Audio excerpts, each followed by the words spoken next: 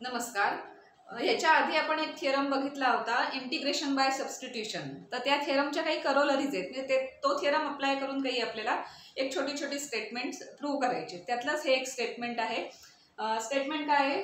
Integration of f dash x upon f x d x is equal to log of f x plus c. So कुठेही तुम्हाला जर डिनॉमिनेटरमध्ये function आहे f x and न्यूमरेटरमध्ये त्याचं f dash x एवढंच जर फंक्शन तुम्हाला इंटिग्रेशनसाठी कुठे दिसलं तर तुम्ही त्याचं answer direct log of denominator, log of that function असं तुम्ही स्टेट करू शकता. अशी ती करोलरी आहे. प्रूफ अगदी सिम्पल आहे. ह्याच्या आधीचा जो थिअरम आहे इंटिग्रेशन बाय सबस्टिट्यूशन, त्याचा तो कन्सेप्ट आपण इथे यूज करूया आणि ह्या इंटिग्रेशनचा आन्सर हे येतं काय एकदा आपण बघूया. लेफ्ट साईड आधी कन्सिडर करू. सो लेफ्ट साईड काय आहे? LHS is equal to integration of f dash x upon f x d x. आता इंटिग्रेशन बाय सबस्टिट्यूशन करायचं. सो जे फंक्शन दिलंय याच्यात डिनॉमिनेटरमध्ये जे फंक्शन दिलंय त्याला आपण काहीतरी टी, के, पी वगैरे असं कुठलं तरी एक दुसरा व्हेरिएबल कन्सिडर करूया. तर suppose f x is equal to some t. पण f x is equal to t झालं की याचं एफ डॅश एक्स पण आपल्याला काढायला लागतं विथ रिस्पेक्ट टू टी असतं. त्यामुळे ते इथे dt येतं डिनॉमिनेटरमध्ये आणि इथे 1 येतं. ते आपण dt शक्यतो राईट साईडला घेतो कारण हे सगळं आपल्याला रिप्लेस करता येतं dt ने. याचे आपण एक्झाम्पल्स पण बघितले. So that implies F dash x d x हे खरं तर dx अपॉन dt असतं इज इक्वल टू टीचं इंटिग्रेशन, टीचं डेरिव्हेटिव्ह 1 आलेलं असतं. पण हे dt आपण इथे करतो, इथे असं करतो इज इक्वल टू dt. इथला dt आपण तिकडे गेलेलं असतं फक्त एवढंच. So f x is equal to t then f dash x d x हे काय मिळणार आपल्याला dt. आता लेफ्ट हँड साईडमध्ये काय काय टर्म्स दिसत आहेत त्याच्यात ही सबस्टिट्यूशन कुठे येते ते आपण आता बघणार.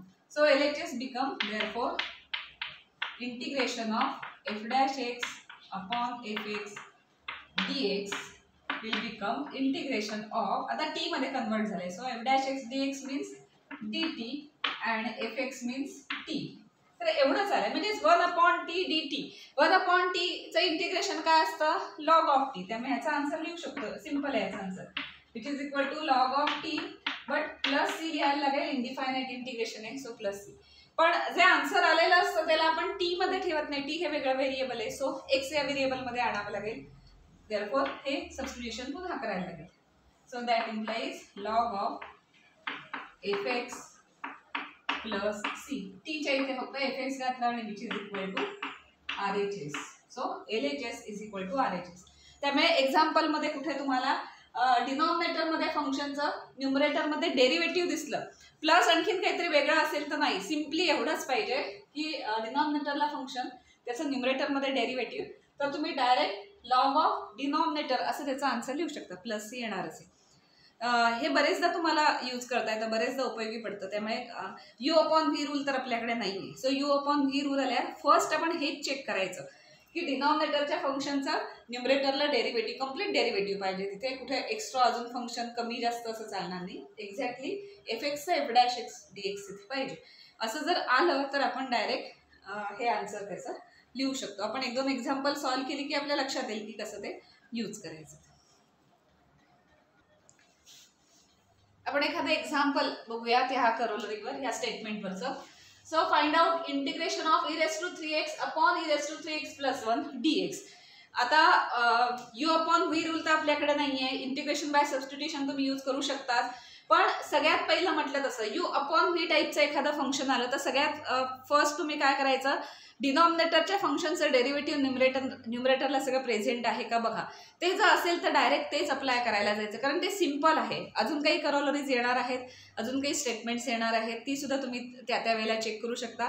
पण सगळ्यात फर्स्ट आपण हेच चेक करायचं कारण हे सोपं आहे अगदी. F dash x upon f x आहे का फक्त आपण चेक करायचं. सो आपण चेक करूया की इथे F dash x upon f x आहे का. म्हणजे डिनॉमिनेटरचं फंक्शन सपोज एफ एक्स म्हटलं so it is e raised to 3x plus 1. तर त्याचं एफ डॅश एक्स काय होणार?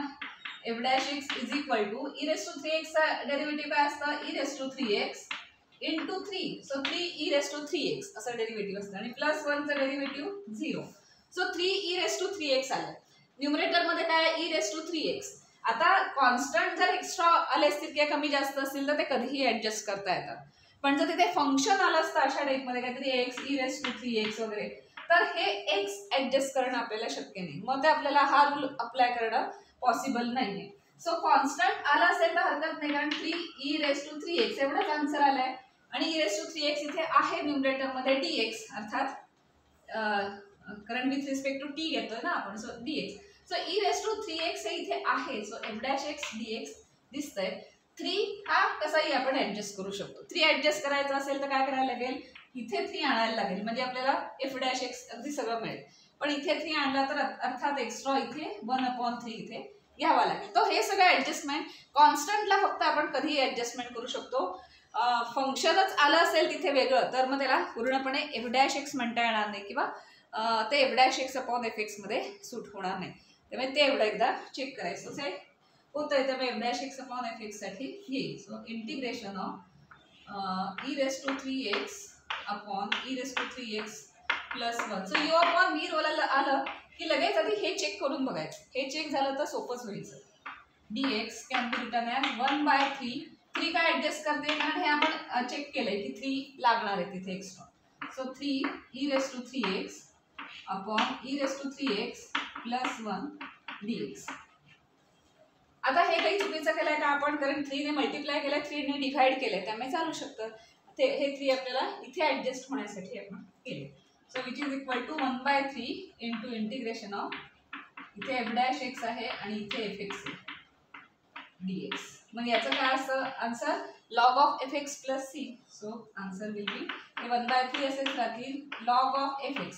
f(x) मीन्स काय आहे, e⁻³ plus 1. So e⁻³ plus 1 आणि सगळ्यात शेवटी प्लस c.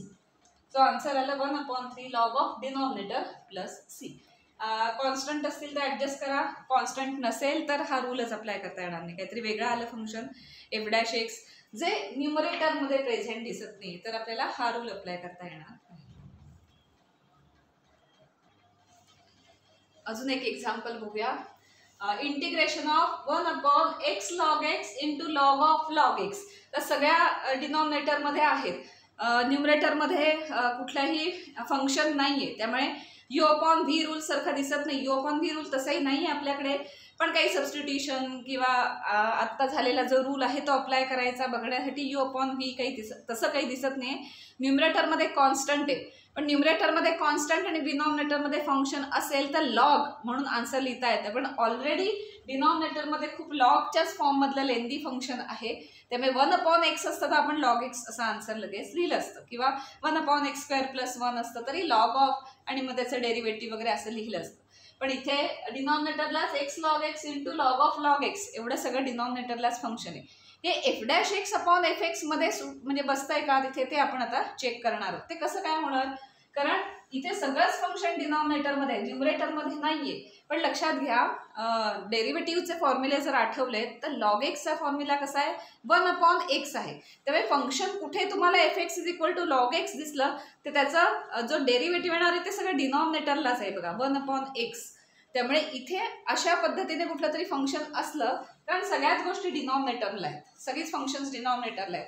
सो डिनॉमिनेटरलाच त्याच फंक्शनचं कुठलं तरी f(x) असेल तर तिथेच कुठेतरी तिथला म्हणजे ते f'(x) असू शकतं, कारण log x डेरिव्हेटिव्ह काय तर 1/x, त्यामुळे ते डिनॉमिनेटरला दिसणार आहे जरी ते न्यूमरेटरचं फंक्शन असलं तरी. सो काही असं दिसतंय का बघूया. पण आता सगळ्यात त्यातल्या त्यात लॉगचं जास्त हे असणार कुठलं आहे तर लॉग ऑफ log x. याचं डेरिव्हेटिव्ह काही येत आहे का बघूया. ते जर ऍडजस्ट झालं तर f'(x) अपॉन f(x) आपल्याला म्हणता येईल. सो f(x) चेक करायला लागेल आधी, प्रत्येक वेळेला चेक करून बघायचं, अप्लाय होत असेल तर हा रूल अप्लाय करायचा. अजून काही 2-3 रूल आहेत, तो नसेल तर पुढची करोलरी येणार आहे ते चेक करायचं, त्याच्या पुढे अजून काही तर ते असं चेक करायचं. आता मग इंटिग्रेशन बाय सबस्टिट्यूशन आहे ते यूज करायचं. तर मग हे फंक्शनच डायरेक्ट आधी सिम्प्लिफाय होतंय का बघायचं आणि मग इंटिग्रेशन घ्यायचं. सो असे काही रूल आपल्याला चेक करावे लागतात. So f(x) suppose log of log x असं असेल तर f'(x) काय होणार, देन f'(x) काय होणार, लॉगचा डेरिव्हेटिव्ह 1/1 काय आहे log x, 1/log x. पण log x आणि x ते काही x नाही वेगळं आहे काहीतरी. सो एक्सच्या वेगळा म्हणजे चेन रूल अप्लाय करायला लागेल. So into derivative of log x हे आपल्याला मल्टिप्लाय करायला लागेल चेन रूल प्रमाणे, कारण आपण f' काढतोय. सो f' विल बिकम, त्याचा डेरिव्हेटिव्ह 1/x येणार. So 1/x log x. 1/x log x. आता ह्या फंक्शन मध्ये ते सगळं काही ऍडजस्ट होतंय का बघूया. हे फंक्शन आपण रिराईट करूया. So integration of 1/x log x into log of log x dx can be written as integration of 1/x log x into 1/log of log x dx. आता काही तसं वाटतंय का f', कारण हे इथे डिनॉमिनेटरला असतं तरी ऍक्च्युअली हे न्यूमरेटरलाच आहे ना f'. जेव्हा f' न्यूमरेटरला आपण असं लिहू तेव्हा त्या x log x हे डिनॉमिनेटरलाच लिहिलं जाणार आहे ना, कारण आपण असं लिहिणार a/b न्यूमरेटरचं 1/x log x आणि डिनॉमिनेटरचं c म्हणजे काय log of log x. So a/b आणि हे अपॉन c आहे, त्यामुळे लिहिताना आपण a/bc अशा फॉर्म मध्येच लिहितो. त्यामुळे ते तसं दिसतंय पण ऍक्च्युअली काय ते a/b न्यूमरेटरला आहे आणि अपॉन c डिनॉमिनेटरला आहे. c काय तर log of log x. त्याला जर तुम्ही fx म्हटलं तर f' काय मिळणार 1/x log x म्हणजे न्यूमरेटरचं a/b हे तुम्हाला मिळणार. म्हणजे न्यूमरेटर मध्ये f' आहे आणि डिनॉमिनेटर मध्ये f आहे असं असेल तर आपण लॉगचा फॉर्म्युला इथे अप्लाय करू शकतो. लक्षात आलंय का? किंवा अजून परत अशा पद्धतीने लिहूया आपण पहिले तर. That means 1/log x log x हे सगळं न्यूमरेटर मध्ये गेलं तर 1/x log x असं अपॉन इथे log of log x. हे जर सिम्प्लिफाय करून लिहायचं झालं तर आपण कसं लिहिणार, हे अशा पद्धतीने लिहिणार. तर हे असं आहे, fx इथे आहे, f' इथे आहे. ही स्टेप जेव्हा तुम्ही एक्झाम मध्ये सॉल्व्ह कराल तेव्हा ही स्टेप लिहायची गरज नाही. आता फक्त समजण्यासाठी सांगते की हे न्यूमरेटर मध्येच आहे f' आणि हा डिनॉमिनेटरचं टर्म आहे किंवा डिनॉमिनेटरचं फंक्शन आहे. सो f' न्यूमरेटर मध्ये हे डिनॉमिनेटर मध्ये, पण हे असं लिहितो ना आपण a/b असतं ते a/bc अशा पद्धतीने लिहितो. त्यामुळे ते सगळंच काय दिसतंय डिनॉमिनेटर मध्ये दिसतंय, पण लक्षात घ्या ते न्यूमरेटर वाला आहे. सो ह्याचा आन्सर काय येणार लॉग ऑफ काय असतं डिनॉमिनेटर किंवा log of fx means log of log x हे त्याचा आन्सर आहे. Log of this function means log of log x आणि प्लस c आहे. So final answer is log of log x plus c. अशा पद्धतीने तुम्ही f'(x) जर कुठे दिसलं तर सिंपल होऊन जातं उलट आपलं, कारण आपण डायरेक्ट त्याचं लॉग ऑफ fx असं लॉग ऑफ डिनॉमिनेटर असं आन्सर तिथे लिहू शकतो. सो ही करोलरी जे आहे त्याचं स्टेटमेंट जे आहे ते एक्झाम्पलमध्ये सगळ्यात पहिल्यांदी तर म्हणजे जेव्हा मी स्टुडंट होते आणि मी जेव्हा इंटिग्रेशनची एक्झाम्पल सॉल्व करायचे तेव्हाचं सांगते, तेव्हा मी तर सगळ्यात पहिल्यांदी हा रूल अप्लाय होतोय का बघायचे, कारण f'(x) हा रूल इतका सिंपल आहे. तो जर ऍडजस्ट झाला त्या इंटिग्रेशनमध्ये तर काही नाही, मग 2 स्टेपमध्ये तुमचं आन्सर तिथे येणार आहे. त्यामुळे इंटिग्रेशनची एक्झाम्पल्स खूप हजारो एक्झाम्पल्स तुम्ही सॉल्व करणार आहात. त्याच्यात u/v रूल आला की पहिल्यांदी f'(x) ऍडजस्ट होतोय का चेक करा. ते नसेल तर मग काही आणखीन वेगळे रूल्स आहेत ते तुम्ही तिथे चेक करू शकता.